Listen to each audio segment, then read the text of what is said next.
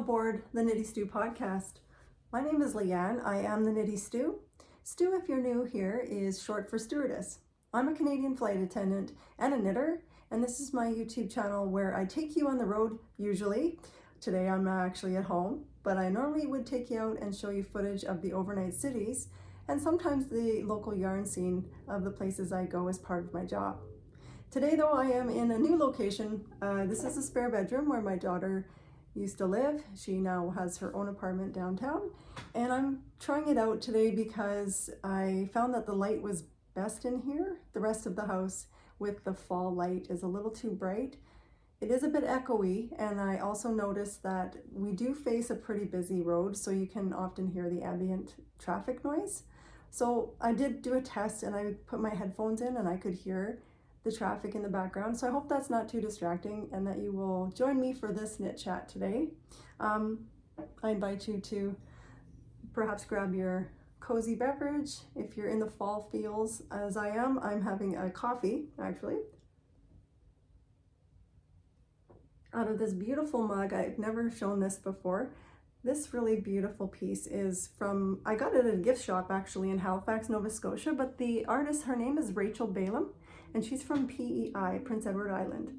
I just think this is so stunning.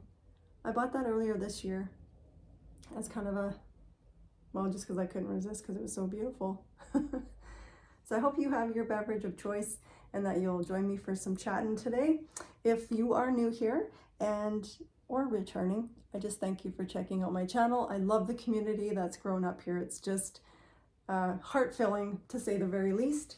And it has brought so many opportunities to connect with fellow like-minded knitters and makers, as you will see in my episode today. So I don't have footage of a city that I went to for work, but if you follow me on Instagram, I am the Knitty Stew on Instagram and the Ravelry, if you want to follow along there.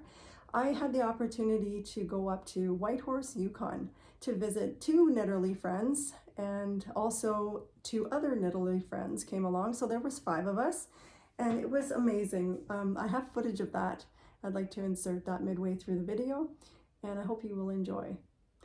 Also, before I get started, I wanted to say a big thank you to your incredible comments on my Paris video as I started flying international flights. And the Paris video was my 2nd international flight. And I'd also mentioned that it was my sobriety birthday. And your comments were just wonderful, as they always are. So thank you very much, everyone. I hope I replied to everyone and responded. I definitely read each and every comment. And just to let you know, as far as flying over the Atlantic goes, at this time of year, the airline I work for, our operations, when it's winter, they start to go north and south. So we call them snowbirds. So people that live in Canada who like to go south where it's warmer. And like it's generally flights like Cancun, Puerto Vallarta.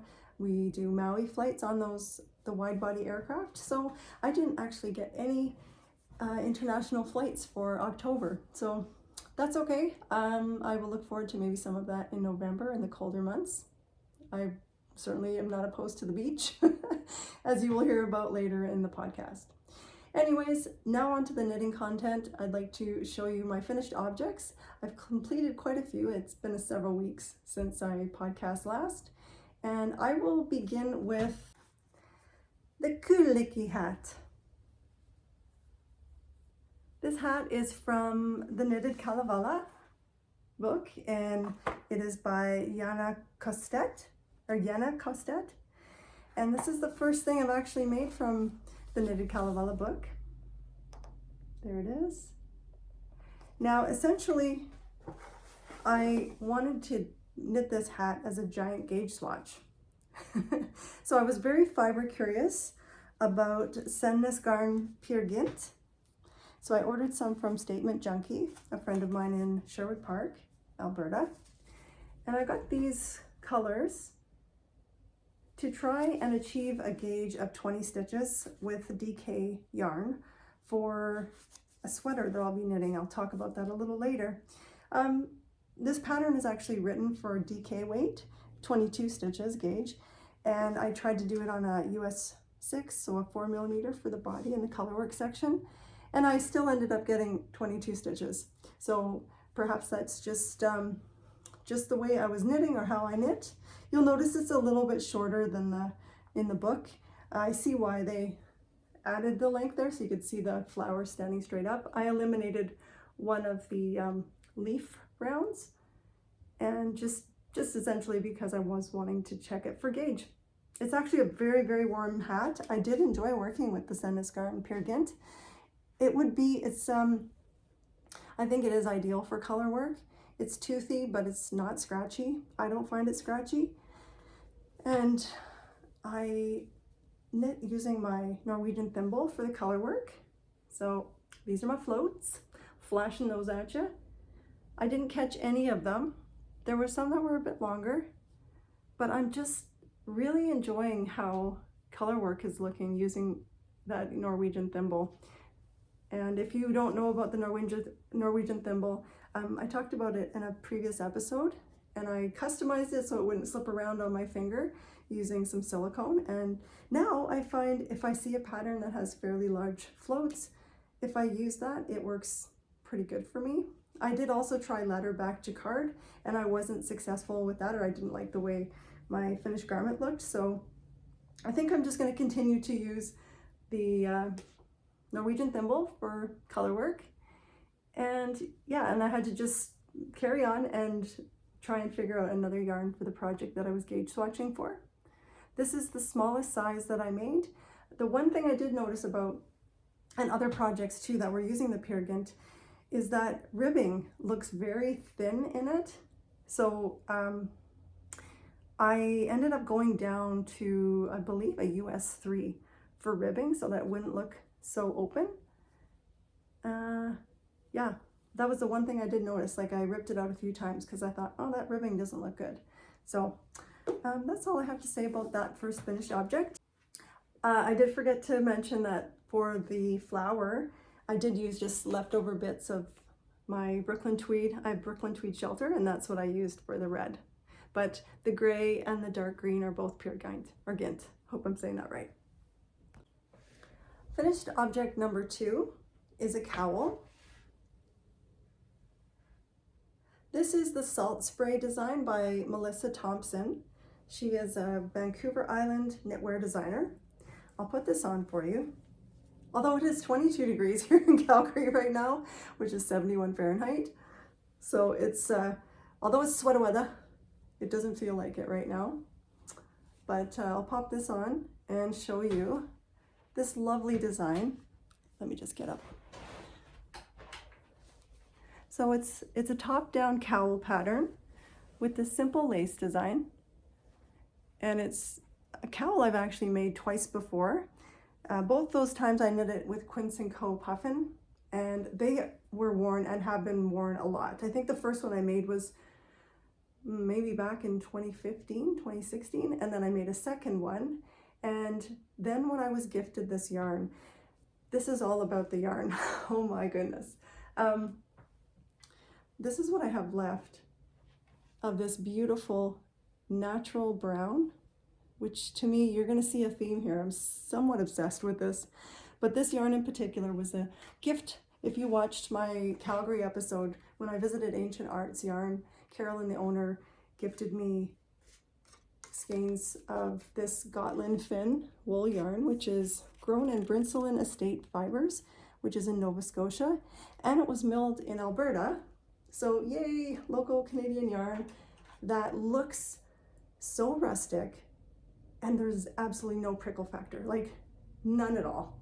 I like whether this type of sheep has no guard hairs, I have no idea. All I know is that I can wear this right next to skin, and if I could buy a sweater quantity in fingering weight or sport weight, this would be my desert island yarn for sure. It is somewhat rare, and Carolyn actually is bringing in the Gotland Fin wool, and she's got it in her shop right now.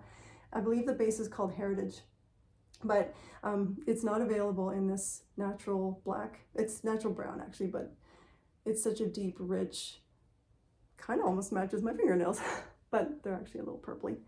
Anyways, it's just delightful. So I feel like this is going to have a permanent rotation in my winter wardrobe.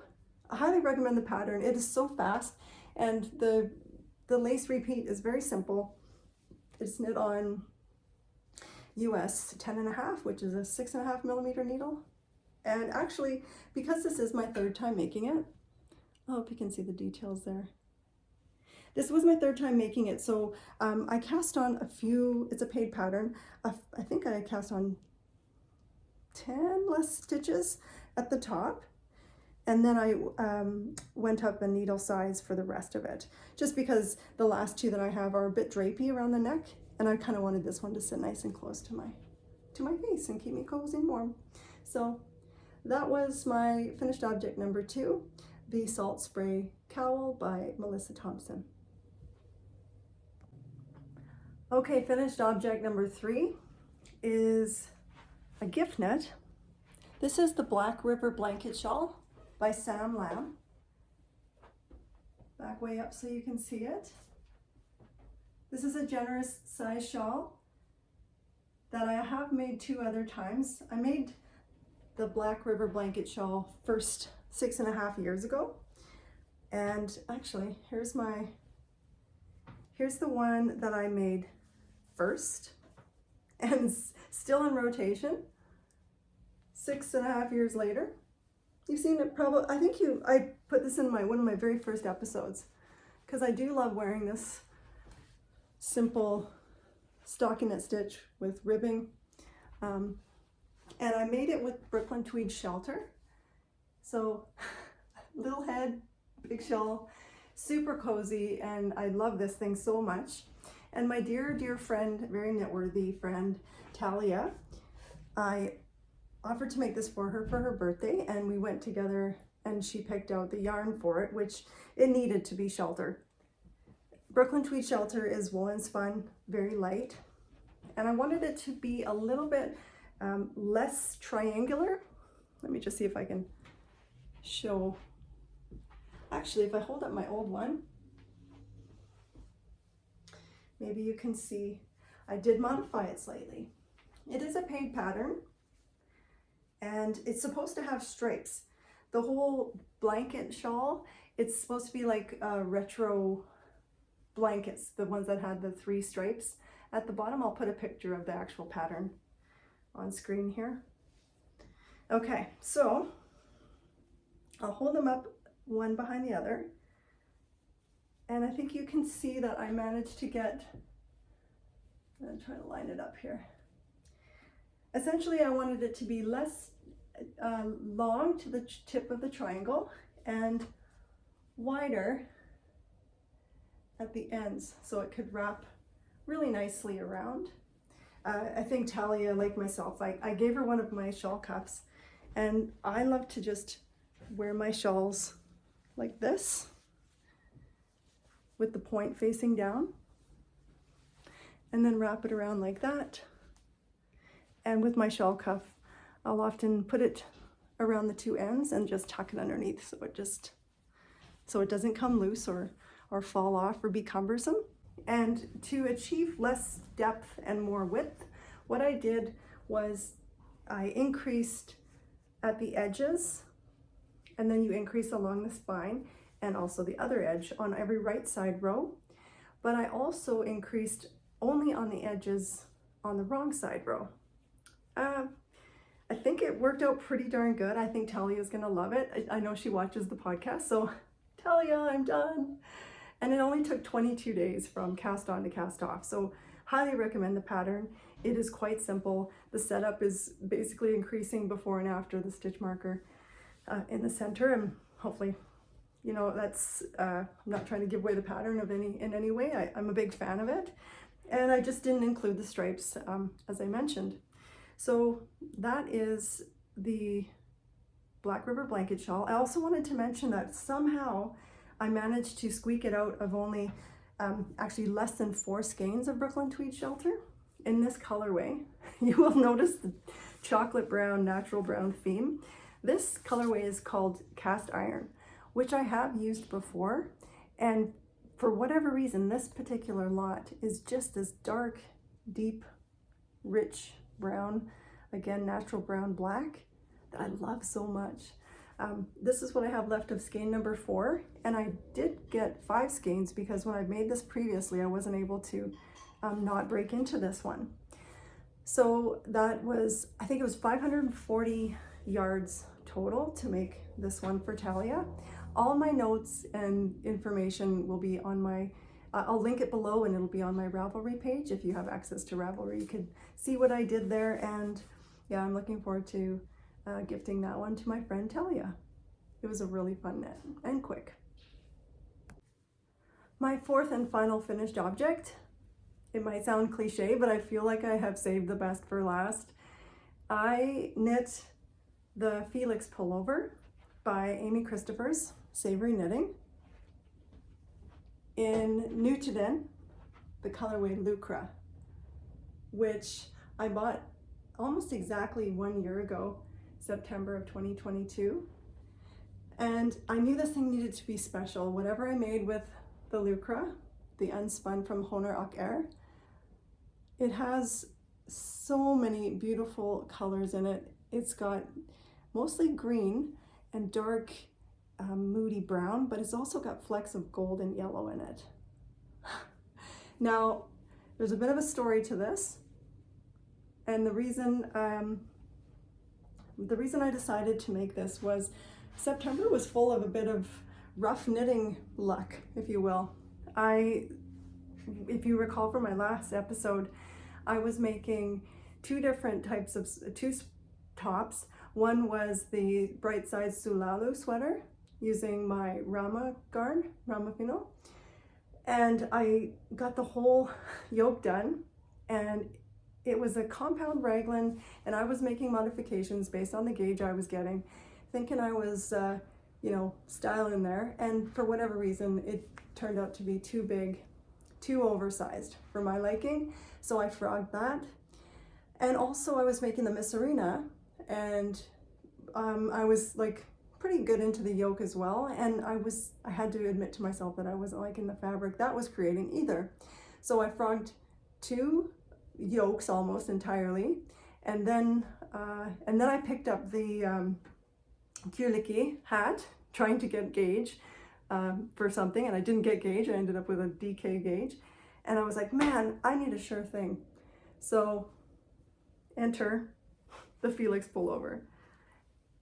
I'm going to put this on and maybe insert some footage so you can see what it looks like without wearing my plaid shirt underneath. So this pattern brought me pure joy from start to finish. I was looking for that sure thing, and this pattern delivered. I think the Lucra really wanted to be a Felix. I had initially thought I was going to try and make a Fleur shawl, as Jackie from a Knitting a Good Yarn podcast did. So I separated the double wound balls that I had done up and was going to knit the single strand with some mohair. However, I started doing some swatching, and the Lucra was having none of it.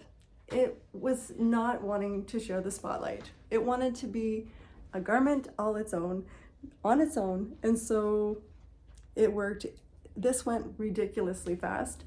The pattern for myself, I knit the size 2, and I took some pointers from another someone else who'd made the project, and I knit less stitches for the collar. I cast on less stitches for the collar, and I used a US 6 4mm needle, and it starts at the top if you haven't made this, and you work down with these lovely eyelet increases. There are some short rows on the back of the neck, which I worked with a US 10, and then I went up for the body and used a US 10.5, 6.5mm needle. And it, like, I had the yoke done in a night. Like, I couldn't stop working on this. It was so addictive, and I could tell it was going well. What else did I do? Oh, I started working the sleeves prior to working the rest of the body before I continued on to decide how long I wanted it. And I did do it quite cropped, which actually worked in my favor because I was able to, if believe it or not, squeak this sweater out of 320 grams of Knitalong. So that was, I had 3 plates as they come, and I managed to have, I think I have 11 yards left, which is like 2 grams. So this whole entire pullover weighs exactly 321 grams, which is amazing to me. And it is infused with good vibes. I worked on this during my trip up to the Yukon, and it actually is, I would say, reminiscent of the fall colors up there. And I was working on it while we were all sitting around in the cabin. And when I finished where I thought I was going to start the ribbing, my friends were all there, all my knitting posse, and they were like, you know what, it's looking good, Leanne, but maybe you should do some short rows in the back near the bottom. I'll stand on my chair. So it's very subtle, but the back is slightly longer, and I just kind of eyeballed the short rows, and I think it's just probably my happiest knit of fall. Let's just put it that way. It's my happiest fall knit so far, and I could see me knitting another one of these. And let me know if you've made the Felix and if you have this much joy over it. I'm just like thrilled with it. I really needed the win there. So that's my finished object number 4. Before I get into my whips, maybe I will just insert some footage from the trip that I keep alluding to in Whitehorse, Yukon. Whitehorse is the capital of the Yukon Territory. It is the largest city in northern Canada. It's 2,250 kilometers northwest of where I live in Calgary, which is approximately 1,400 miles. My friend Tracy of Oliver Rain Knits and I had planned this trip and purchased tickets on a seat sale in the summer, and we were so hyped and excited to head on up. I always find it very fun to travel on another airline, one that I don't work for. So we traveled on Air North, which is the Yukon's airline, and got upgraded to the emergency exit row, which I felt very proud about. They had lovely snacks and warm cookies. The first night, Brittany picked us up and we bunked out in her yarn room, which was really great. I mean, I had yarny dreams. I was high on yarn fumes, and it was just a great little stopover.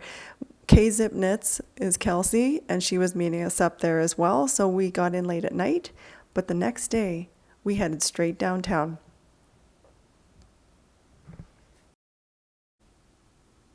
Kelsey needed some needles, and while we were anxious to head out of town to the cabin we were staying at, of course we had to make time to stop at the local yarn shop. And it did not disappoint. It was so sweet. In fact, I also ran into somebody who was watcher of the podcast. I'm sorry I forget your name. Anyways, please enjoy the footage of Itsy Bitsy Yarn Store.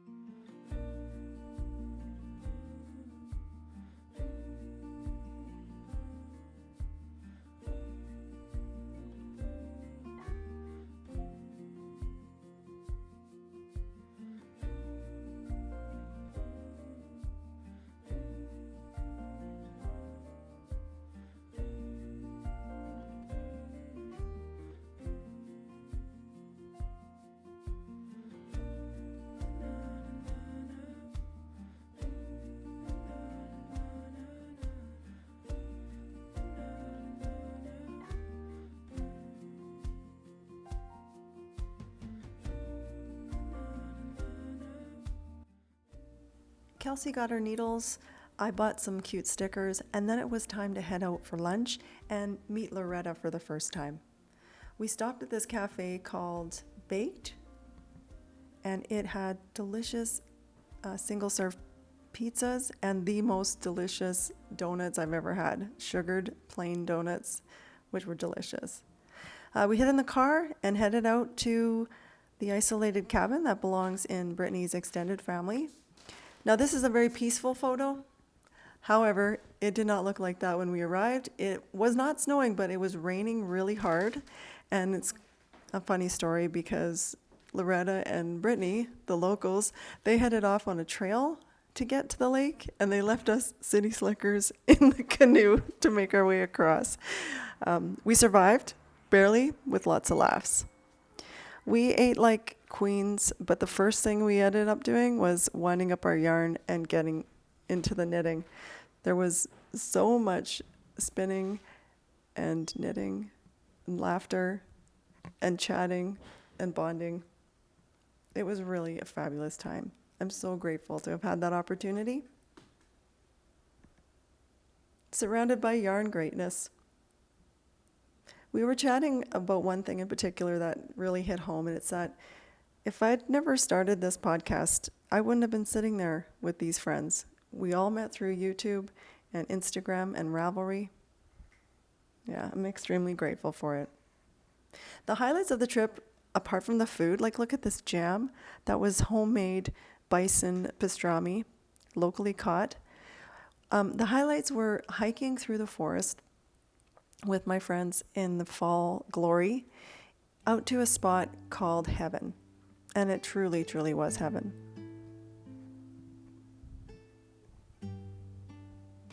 Some other fun facts about Whitehorse. It started off as a transportation hub during the Klondike Rush in 1898. Whitehorse is also referred to as the Wilderness City. It's located at mile 918 on the Alaska Highway. The closest big Canadian city is Edmonton, which is still 1,994 kilometers away. The Yukon River flows through the center of town. Every second year, the Yukon 1,000 canoe race starts from the city of Whitehorse. It finishes 1,000 miles and 7 to 12 days later at the Dalton Highway. That would be 18 hours of paddling a day. According to 2021 numbers, Whitehorse has a population of 28,201 people. About 75% of the Yukon population lives in Whitehorse. The 5-year growth rate has been about 11.6%. Our timing for being up there couldn't have been better. The peak of fall season was just absolutely stunning. If you go too late in the season, it can get very, very cold in Whitehorse. In fact, the coldest recorded temperature there is minus 52 degrees Celsius, which is minus 61 degrees Fahrenheit. Thank you so much for showing us such a wonderful time.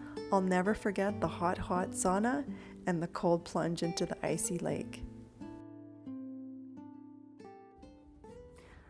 Okay, back to the knitting. I think I said whips earlier, and actually I really honestly only have one work in progress going. The other item that I have is more of a gauge swatch again, but what I am working on right now is the Fleur shawl. I'm doing the Fleur along with Jackie and Carmen of Knitting a Good Yarn podcast, and so far I have begun the increasing of this lovely free pattern by Melissa Clulow of Espace Tricot. And I'm using some yarn that I purchased from Brittany of Crux Fibers up in Whitehorse. Not only is it souvenir yarn, but it's like incredible. What this is creating is nothing less than heavenly. This here is brushed baby Surrey alpaca and silk, hand-dyed by Brittany. I couldn't get over this. I needed this in my life. It's called Ptarmigan, the colorway. And then I'm pairing it for the shawl with this low mileage wool from Brittany as well. This is a blend. It's the Spring Clip 2023. It's Gotland BFL crossbreeds. And the sheep's names, this is from Cecil and Maura from Crocus Country Shepherdess in Caroline, Alberta. So these two are playing very nicely together. I'm using the modifications that Jackie Keela of Knitting a Good Yarn put together. And I just love the colors so far. I am losing the sun really quickly here, so I will wrap up this podcast very shortly. But I just wanted to start that and get going because I'm going to take it with me on my holiday. Dave, my husband, and I are heading down to Tulum. We are going away for 1 week. Our first time away on a vacation together since 2019, which is pretty sad when your wife works for an airline. My poor husband hasn't been out of the country, so he's super excited. We're both packed. We leave tomorrow morning, so by the time I upload this, I will be hopefully in 31 degrees weather and on the beach laying like a cucumber and working on my Fleur shawl. So it is for the Fleur along, which is a fun knit along being hosted by Jackie and Carmen. Again, Knitting a Good Yarn podcast. And so far, I'm just having a blast with it. I'm going to try and do a crescent shape versus too much of a triangle shawl, because I do have a lot of triangle shawls, it would appear. Yeah, so I think that's going to be a great travel project for me to bring, and also to work on pretty mindlessly. There's just a bit of increasing, and there's baubles. So stay tuned for that. I'm actually, I stopped right where I did because the next row is the bauble row, and I'm gonna try my hand at that. So please wish me luck. And then my other project that I have is a gauge swatch for a knit along that I'm co-hosting. So my friends, or we'll call it, maybe they've adopted me as a sweater sister. There's the lovely Darlene and Jaylene, they have a YouTube channel and they do a podcast called the Cut Bank Girls. Darlene is the owner of a yarn shop in Prince George, BC, which is northern BC, a province west of me. And they came across my channel, and we just have very similar tastes and everything. So she reached out, I think in the summer, and said, would you want to host a knit along? And I was kind of nervous because I don't know the admin type stuff, but I figured, you know what, how about something casual?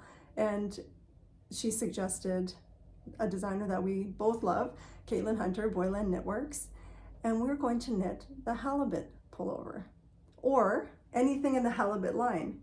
And why? Just for the Halibut, which is the hashtag for our knit along. So I hope you would consider perhaps casting on. There will be some prizes, and just for fun, if that is something that's in your wheelhouse and you've been looking at that sweater like Jaylene, Darlene, and myself, I've been wanting to knit the Halibut sweater since it came out. And also there's a cowl, a hat, or mittens. So cast on date is November 1st, and the KAL is going to run until December 15th. It's not a long time, but maybe if you just wanted to make one of the smaller accessories and use the hashtag just for the Halibut. I think it's just for the Halibut. If it's just for the Halibut 2023, I will insert that below. But yeah, please stay tuned for that. It's just very casual, very fun, and so that I can be one of their sweater sisters. So yeah, my other object that I'm working on is a gauge swatch. I was trying to get gauge with the Gint, right? The pure Gint to make because Caitlin Hunter's Halibut pattern, it is a DK weight yarn, but the gauge is 20 stitches. So it's a worsted weight gauge. I didn't get it with the pure Gint, so I'm trying with Lopi. Why not try Let Lopi? I feel like I want to knit all these Yukon worthy sweaters, and I could see maybe next year if Brittany invites us back up to Whitehorse, wearing the Halibut sweater pullover and using Let Lopi. So these aren't the colors I picked for the actual sweater, but I'm really hoping that I can get 20 stitches in the color work so that I can make the Halibut pullover. So if you'll join us, that would be awesome. And yeah, I look forward to something fun like that, and maybe getting to meet my sweater sisters in Prince George in person, maybe in November. So, all right. I think I'm going to wrap it up there. I do have a couple of, dream knits that are coming up, but it's mostly because the weather is changing and I get so excited. It is sweater weather, right? Like, I just want to knit all the things. I think my queue is at 60, like my actual Ravelry queue, which it isn't in there and that I don't look at it. Like, I go in there and I look at my queue and I move things around. It's like, it's out of hand. So anyways, I do hope everyone is finding joy in their making or knitting or whatever it is, and that you enjoyed this podcast today.